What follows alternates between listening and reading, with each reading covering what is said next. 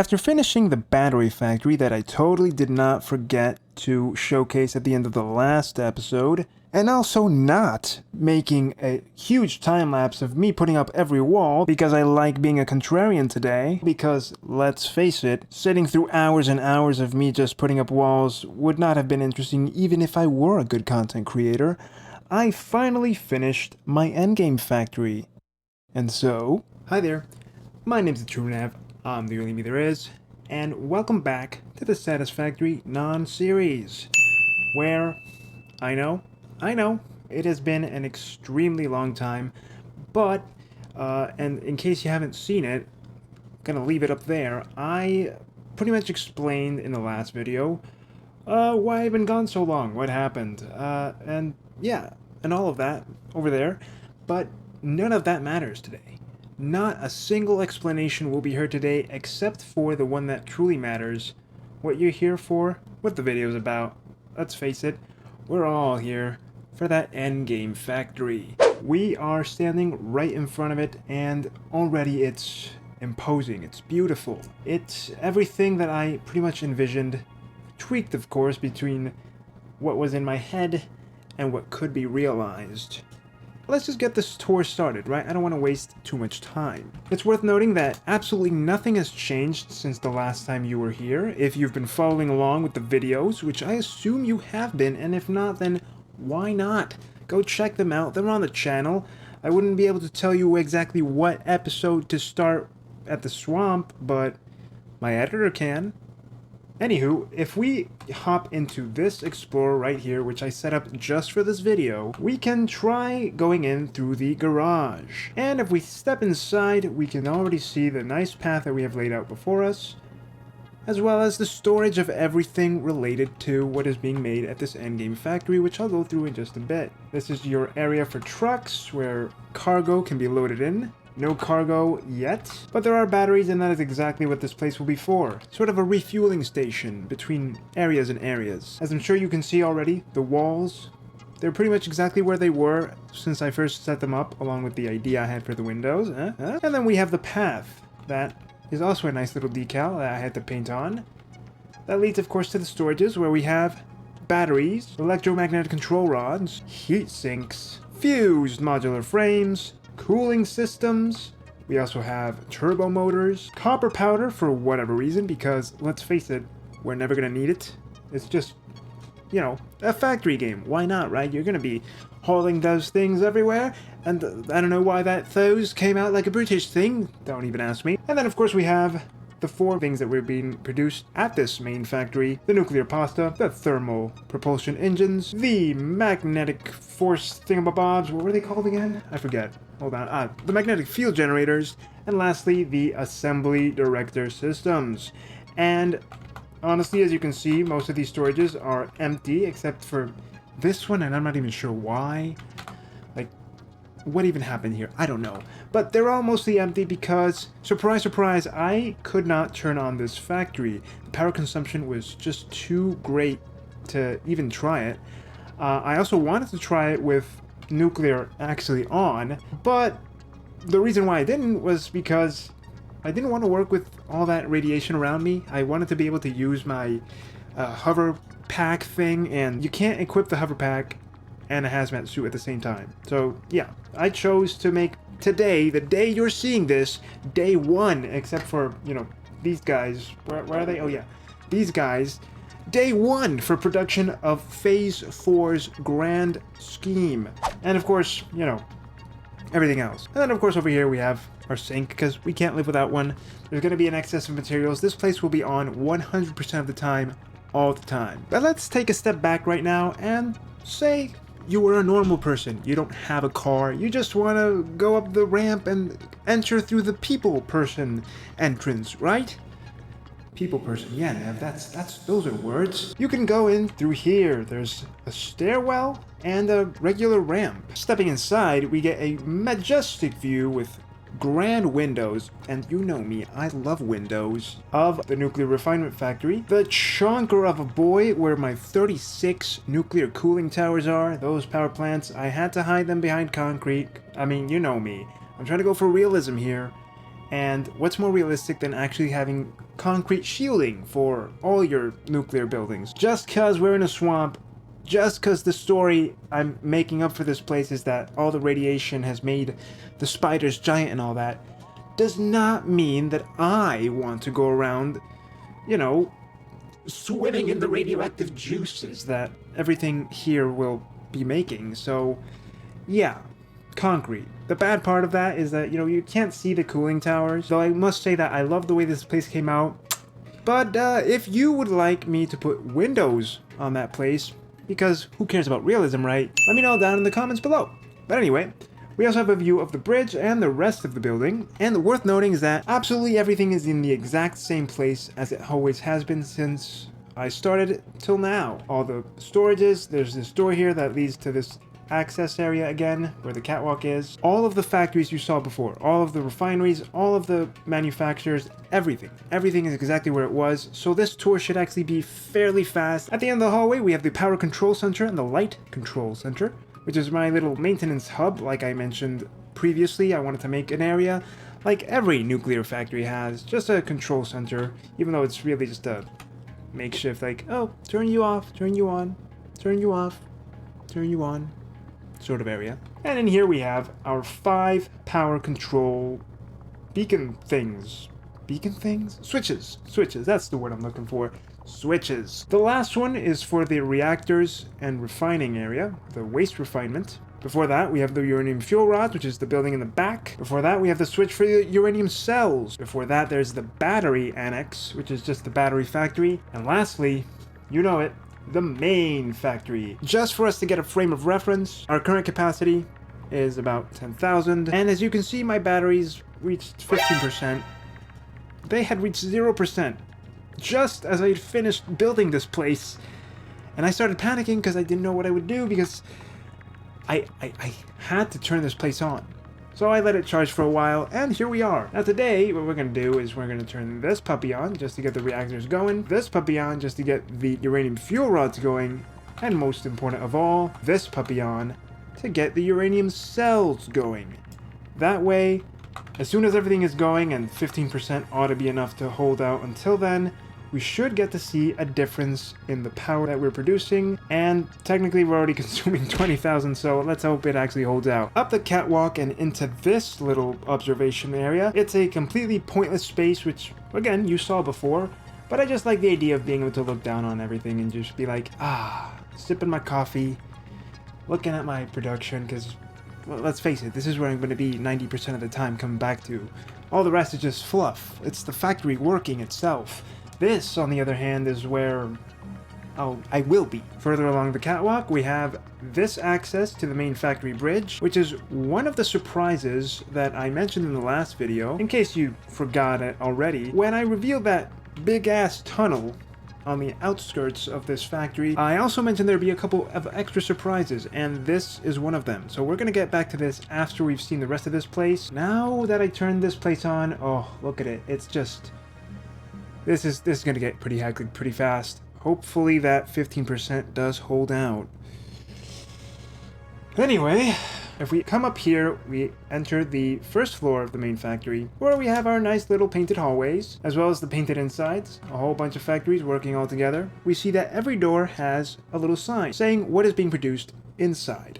Not necessarily where it's going, but that's all in my head. It doesn't really matter as long as it works out right. if we keep going, we see that we just have a lot of hallways, a lot of open spaces to walk, a lot of windows to peek inside and into each factory, and we see everything working marvelously. Now, a little something I want to reveal is that when I was building this place, when I was actually putting up each and every wall, a thought came to me, and it was like, I don't know if I like restricting everything into, rooms and hallways. But then the more I painted each wall and the more I put up windows to view inside, and especially when I was painting down the decal on each of the floors, I thought, this place is looking great. I love it. I cannot complain about it. It's just so nice. I love the way it came out. It's really nice. Big empty space to walk. Not every place has decal because I wanted to leave some things the way they were. These are a bunch of screws. Hop into this little junction over here, and we get to the viewing platform, where I believe this was surprise number 2. and I believe I already shut it off, but I'm going to show it off again. And yeah, this is pretty much just what I've been doing for the past month. Because this place took so long to make, and it's frankly ridiculous. It really is. Hop into here and we have Refinery World. Remember? 90 refineries? Yeah, so do I. They're all making their things. I believe this is concrete. In the back you have copper ingots. Yada yada yada. We've been here, you know that. Now this was a nice idea I had. And they turned off on me. Thanks, game. I didn't want it to be daytime just yet. Which is basically, you know, you have white lights everywhere, but then the blue to contrast with the orange, to contrast with the metal. You see this happen, and honestly, it just creates a nice effect. If we head down this hall and stop by this door, we have mask storage, which is sort of like a maintenance area for the iodine mask filters, because this next room, I believe I also may have showed a bit of it off before when I was talking about the tunnel, but I never actually said what it was, is our sterile room. Because every nuclear factory has to have some sort of sterile shower area thing where you step in, you clean off, you come out, hunky-dory, right? Well, same sort of concept here. You can step in, it's a large white room, you have signs telling you that there's radiation ahead, don't forget your hazmat suit and mask, and to the right we have the hazmat suits, plenty for you to take, and the masks. If you don't want to take one by one, you can just, you know, dip your hand in and then, of course, we have the actual tunnel. I'm going to actually come back to this in just a minute. Step back out and into the petrochemical production area where, again, everything is the same. All the refineries, all the blenders, everything being made, plastic, rubber, fuel, blah, blah, blah, blah, blah, blah, blah, blah, blah. I'm just showing this off so that you see what the final product look like. And since they connect up, why not? At the end of this hallway, there is yet another access to the tunnel. And another sterile room. This one is sterile room south, the other one is sterile room west. So finally, now that we're here, let's actually take a look at the tunnel. Now these hypertubes are the only hypertubes I've actually employed in this factory. The rest are pure stairwells and analog, and it's kind of annoying without the hover pack, but that's why I turned everything on. Step inside and you get, ooh, look at the lights. Look at it. Now that we've seen just a little bit of it, let's step into the big tunnels. Whammo! Oh.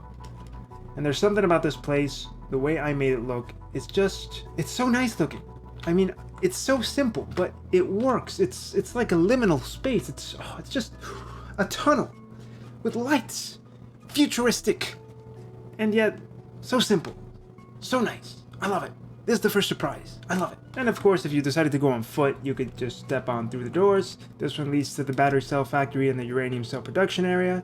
This one leads to the fuel rod production and the power plant access, and this one to the bridge that takes us to the waste processing plant and particle enrichment. That being said, let's head to the battery factory and the uranium cell production so we can see what those look like from the outside and the inside. So if we hop inside this hypertube, we arrive at our viewing platform, which is literally just a nice little area encased in glass, which, again, like most things I make, I love the way this came out.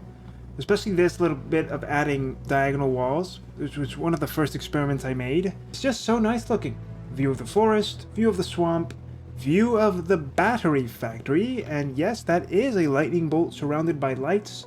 I love the way that came out, honestly. This place is not a power production area, just a battery factory, but yeah, there is that. Also, train station encased in glass. Let's head down there and see what's up. And onto this catwalk, we have two paths. The one to the left, again, leading to the battery factory. The one to the right, leading to the concrete block, which is essentially where the uranium cells are made. And you'll see in just a moment how nothing has changed in there. It's the exact same 12 manufacturers I had before in a lot of empty space, but that sort of gives it that grandeur feel that it needs to have, right? So if you just go along this here catwalk, which I forgot to power on because, let's face it, we don't need the batteries on right now, we get pretty much a view of exactly the thing I had in mind from the very beginning, which was to have a couple of drone ports on the ceiling. If we head inside, we have a very nice area. We can step out into the area where the drones are. Once again, this place has not changed at all. The only thing that did change is manufacturers. Instead of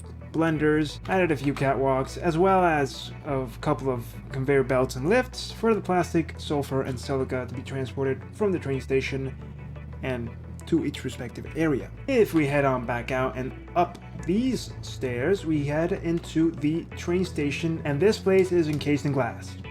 This was just another one of my experiments. I thought, you know what, I want to make storage-like area. You've seen those areas before, right? In real life, it's basically a large storage thing.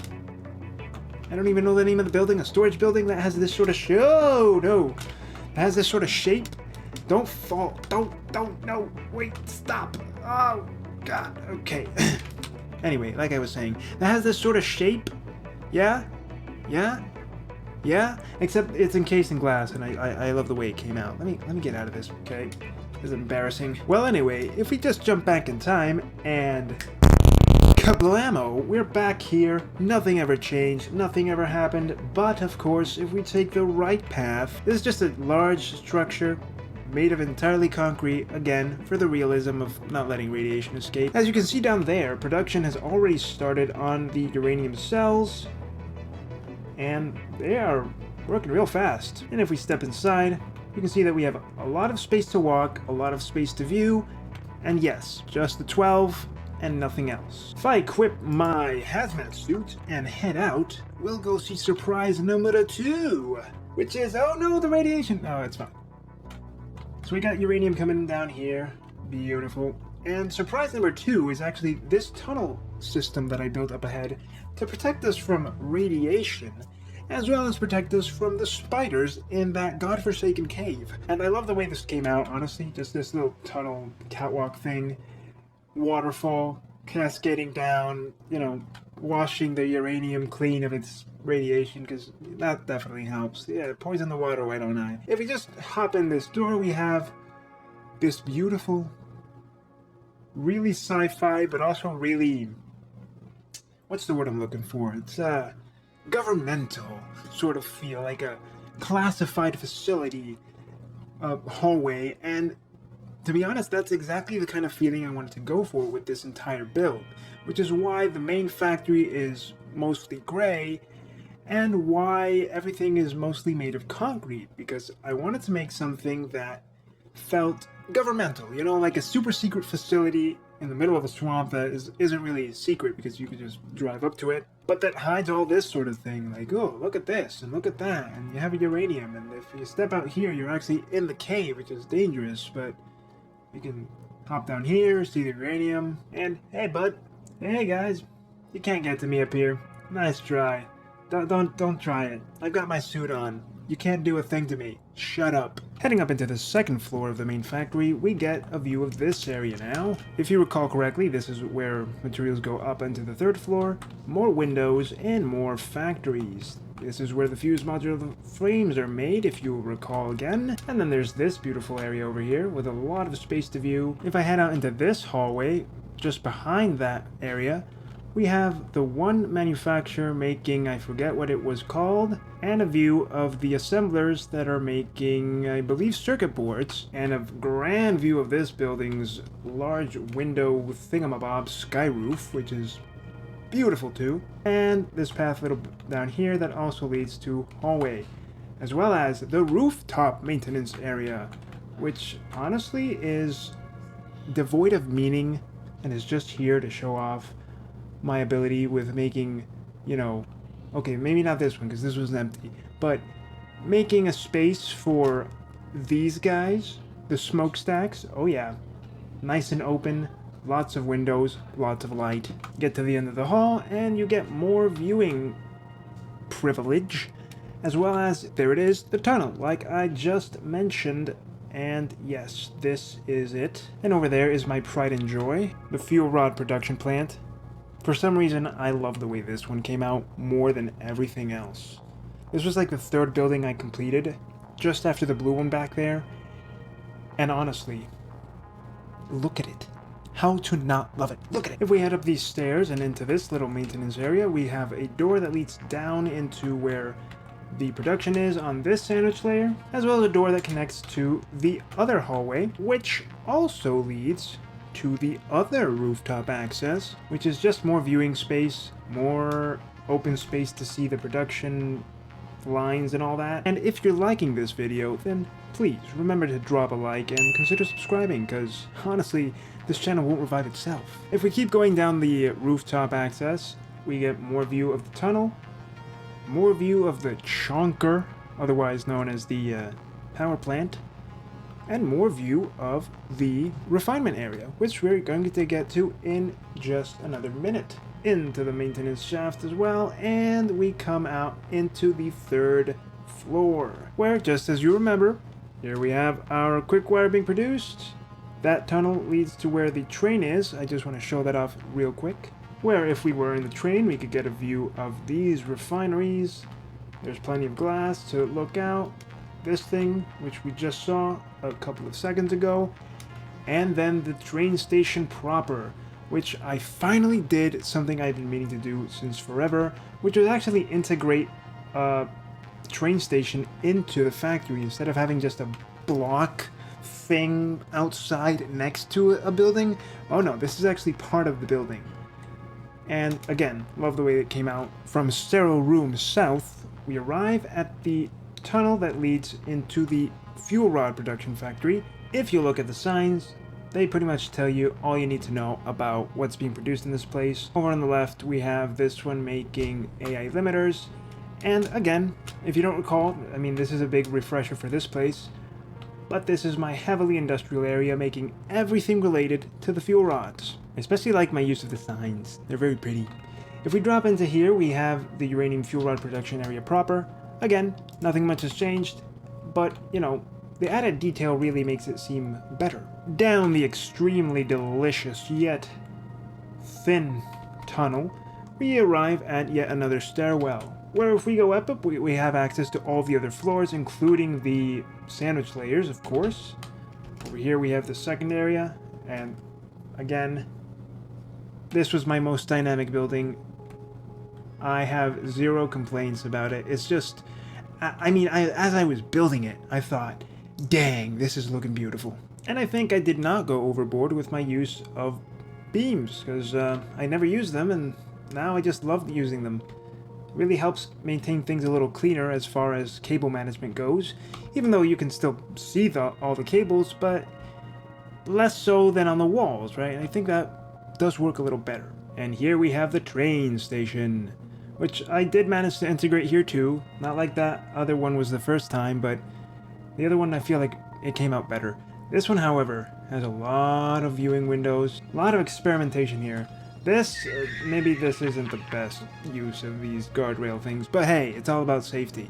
And if we hop out the back, we get to the plastic and deuterium ingot annex, which is aptly separated by the concrete walls and floors of this place full of radiation, and the more industrial feeling petrochemical thing that goes on in this one.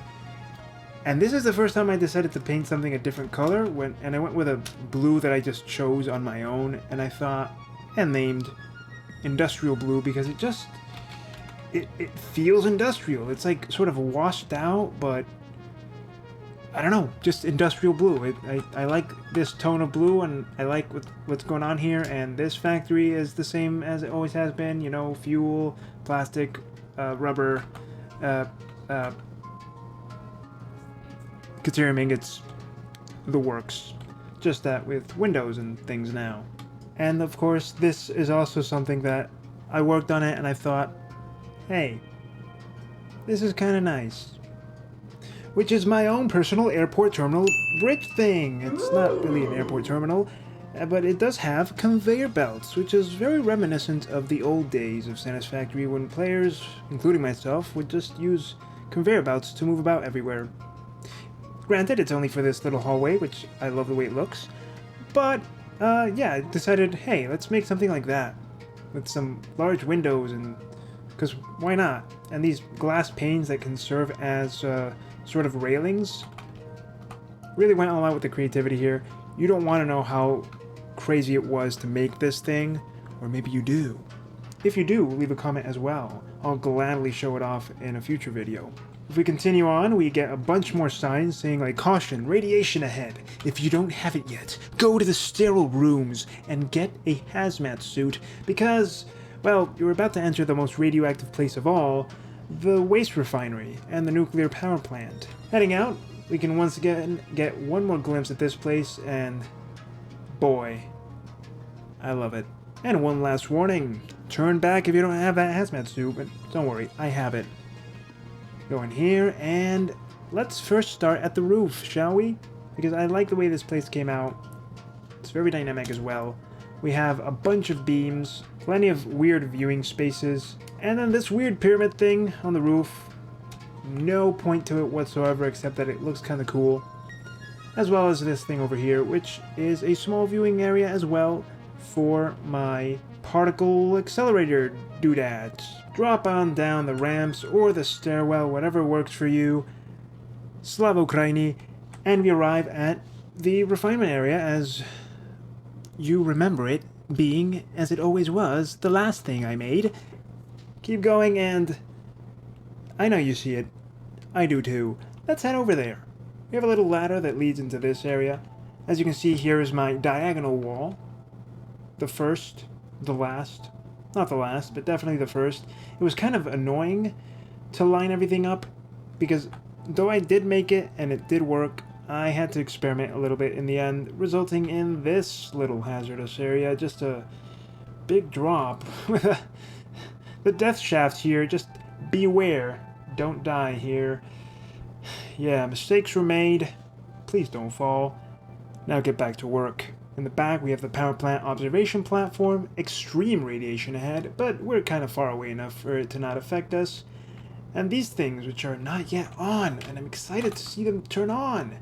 But we need pressure conversion cubes for that, and that's gonna take some time. Head out into the right, and we get that familiar view, but slightly changed now. Our view is blocked, you say, but there's more to it. There's more depth. We have more lights. We have everything on. And if we just drop down, we also have another viewing platform over here, but more than that, look at it.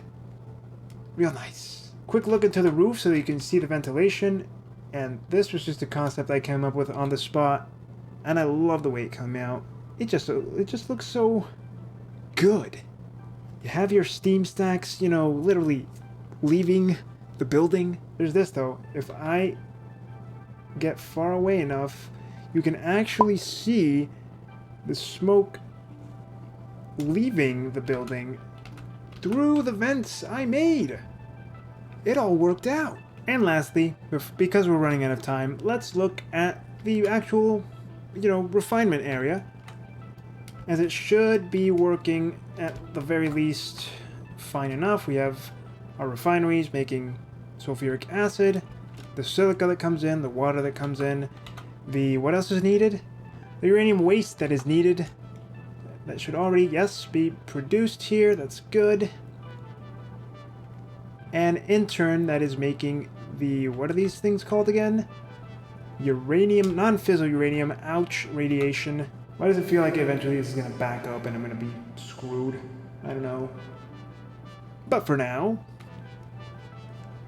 I'll just wait for this to actually activate one of these. I just want to see this thing turn on. Oh yeah, and because I didn't show it off, here's the roof next to the train station. Lots of railings, lots of walking space. There's also this little tunnel thing I made, which is just for the trains, and it is insane. Look, I'm not gonna lie, making these things curved was pretty gnarly. Love that I managed it in the end, but wow. Also, there's a bit of clipping, but there's nothing that can be done about that. And yeah, as you can see, there's still plenty of things to clean up. Lots of buildings are missing their pillars, or lots of concrete still floating in the middle of nothing, but that all has its reason and its purpose, and it's that I'm not really finished working on this place. It's just finished enough for the video. Yet another view of the factory. Grand thing. This, if anything, this is as close as I'll ever get to a mega factory. Whew, even though I don't feel it was big enough. Down here we have our curvy pathway, which I believe I showed off last time. If not, then, here it is. Also kind of a pain in the ass to line up with everything, but in the end, it worked. We got the train station, and I'm gonna die. This was the first time I decided to use the first time I decided to use pillars as a decorative thing, and I like the way it came out, but I decided to use it just for this building. Nothing changed here. Top floor, you know, you got your assemblers making the quick wire. Down here, Caterium ingots being processed. I love the purple light though. 2 hours later. Okay, but at the risk of these guys never turning on, because this video is getting to be way too long for my liking, I'm gonna have to leave it here. Clearly the waste isn't building up fast enough, and this is what happens when you work with theoretical values instead of just turning things on. Of course, because I went with the type of method for loading everything that I did, it's gonna take its sweet time to actually get the waste going and just, you know, turn everything on so I can start recycling it. This place is already dangerously radioactive though, so I'm not gonna wait here for this to turn on. See what I mean? So instead, I'm just gonna leave this here for now. Thank you so much for watching this episode of the Satisfactory Non-Series. If you liked it, then you know what to do. But as always, I'm the only me, so you be the only you. See you next time in wherever the next episode may be.